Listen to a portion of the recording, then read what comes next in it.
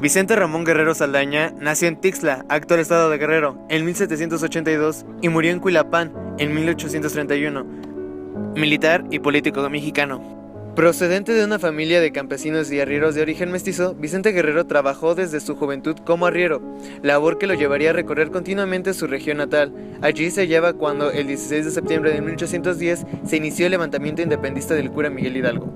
Un mes después, el cura Hidalgo encargó a José María Morelos llevar la insurrección al sur del país, a lo largo de la primera campaña de Morelos en el sur de México, que se prolongó hasta agosto de 1811. Fueron muchos los que se unieron a él, entre ellos se lleva Hermenegildo Galeana, que había sido enviado por José María Morelos para tomar Taxco, y que convenció a Vicente Guerrero para que se sumara al movimiento independentista. Morelos reconoció los méritos de Guerrero y le otorgó el grado de capitán, ordenándole instruirse en el manejo de las armas, la fabricación de pólvora y las estrategias de guerra. Cuando el cura Hidalgo fue detenido y ejecutado en julio de 1811, el liderazgo de la revuelta pasó a manos de Ignacio Pérez Rayón y José María Morelos. Siempre al servicio de Morelos, en 1812 tomó parte de la conquista de Oaxaca y de nuevo por su demostración continua de valor fue ascendido a teniente coronel.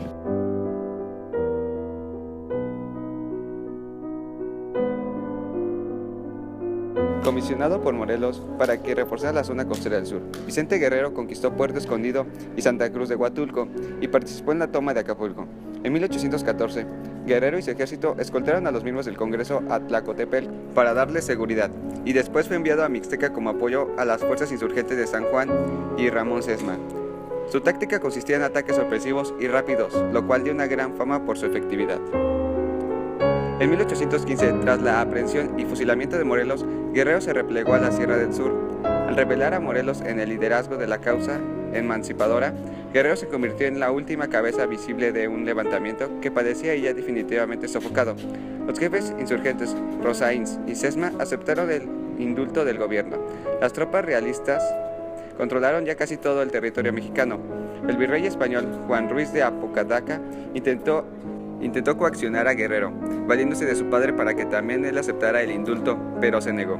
En 1818, Guerrero, reconocido como el general en jefe del Ejército del Sur, mantenía contacto con Pedro Alcencido en la zona de Iguala y Taxco.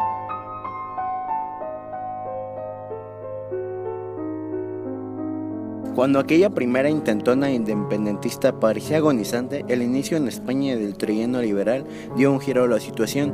Entre las élites coloniales empezaron a gestarse conspiraciones para impedir la implantación de un régimen liberal. A finales de 1820, el coronel Agustín de Iturbide fue designado por Rey Apodaca para que pusiera fin a la insurgencia. Viendo que no podía derrotar fácilmente a Guerrero y consciente de que las autoridades virreinales podían aceptar la independencia como modo de preservar el régimen absolutista, Iturbide se pasó al bando insurgente y redactó el llamado Plan de Iguala, programa político integrado por un proclama de independencia y un plan para el establecimiento de un gobierno mexicano. Con el apoyo de Guerrero, Iturbide avanzó al frente de su ejército trigarante hacia la Ciudad de México, ganando adhesiones en todas partes. En septiembre de 1821, Iturbide entró triunfalmente en la capital, proclamó la independencia y se puso al frente de un gobierno provisional. Pero cuando unos años después Iturbide se coronó emperador de México, Guerrero tomó todas las armas para apoyar la sublevación republicana del general Antonio López de Santa Anna. Iturbide cayó en 1823 y tras un periodo constituyente, el Congreso eligió como primer presidente de la República de México a Guadalupe Victoria, quien incluyó en su primer gabinete a Vicente Guerrero como ministro de Guerra. Guerrero apoyó incondicionalmente al presidente Guadalupe Victoria y se afilió a la logia masónica yorquina. A las numerosas dificultades políticas y económicas que hubo de encarar el presidente Victoria, hubo que sumar, en efecto, el enfrentamiento subterráneo entre las sociedades secretas que pugnaban por el poder político. Las dos más importantes, la logia yorquina y la escocesa, tenían idearios antagónicos. La escocesa, conservadora y centralista, contaba con muchos españoles entre sus miembros. La yorquina, demócrata y liberal, reunía a federalistas y antiespañolistas.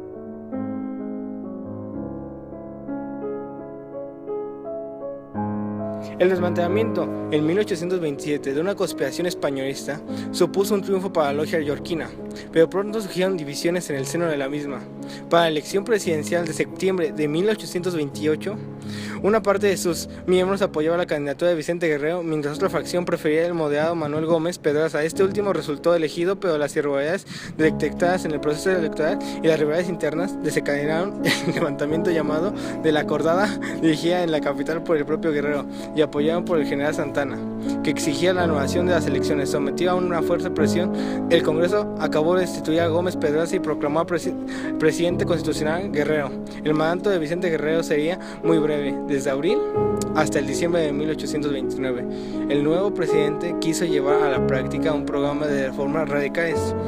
La primera de ellas fue el tercer decreto para abolición de la esclavitud, que tendría efectos definitivos. Sin embargo, la gran mayoría de sus iniciativas legislativas ya fueron de un tipo económico o de forma social.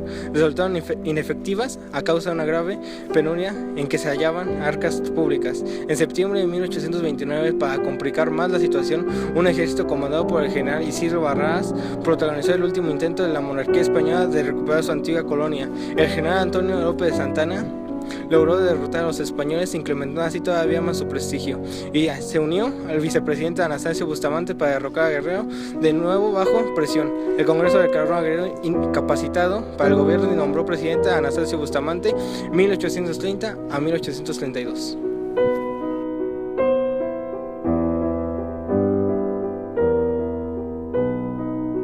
La causa de su muerte fue una alta traición, dicha que se dio el 15 de enero de 1831 en la playa Tlacopanocha, en Acapulco. Vicente Guerrero recibió la invitación a almorzar con el capitán del bergantín Colombo, Francisco Picaluga, mercenario genovés.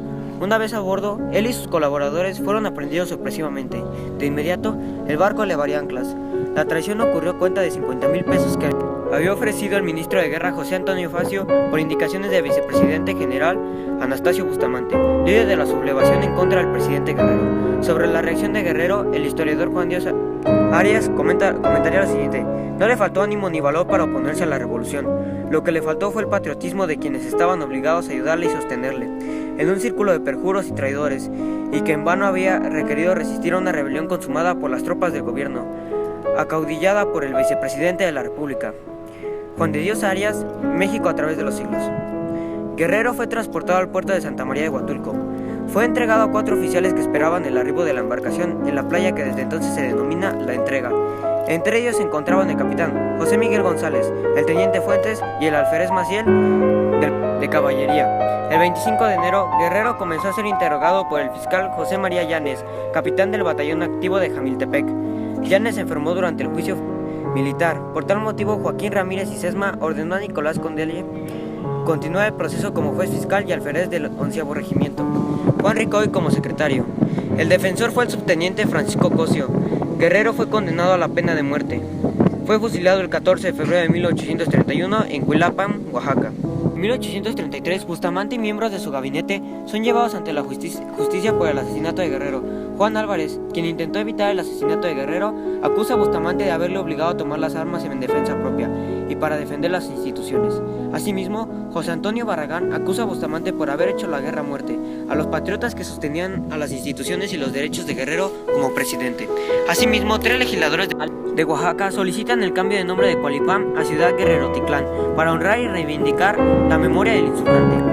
Bustamante y sus aliados niegan los cargos, alegando que pagaron a Picaluga para adquirir su barco y que fue una casualidad que éste decidiera entregarlo en la playa en la que guardaba las fuerzas que aprenderían a Guerrero. Por otra parte, los bustamantistas hacen desaparecer los archivos concernientes a las órdenes recibidas por las fuerzas apresoras y a los tratos con Picaluga. Sin embargo, testigos a bordo del Colombo de ambos bandos declararían después que Guerrero fue hecho prisionero en un camarote, bajo doble guardia armada, y que varios de sus acompañantes fueron inmovilizados con cuerdas y grilletes.